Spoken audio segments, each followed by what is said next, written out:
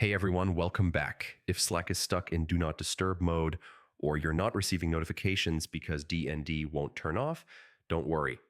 This usually happens due to scheduled settings, synced devices, or notification conflicts. Let's fix it step by step. Step 1. Turn off Do Not Disturb manually. Open Slack, then click your profile picture. If you see pause notifications, that means DND is active.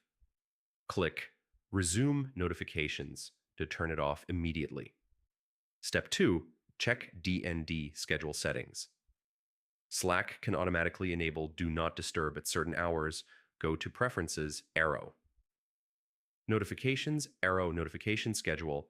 Make sure no schedule is set or adjust the time range correctly. Step 3. Check Slack on other devices. Slack syncs settings between desktop and mobile.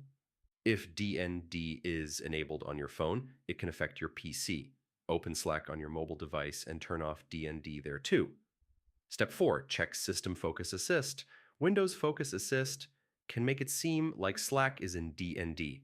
Go to Settings arrow System arrow Focus Assist and turn it off. Step 5. Restart Slack completely. Press Control plus Shift plus Escape to open Task Manager. End the Slack task and reopen the app.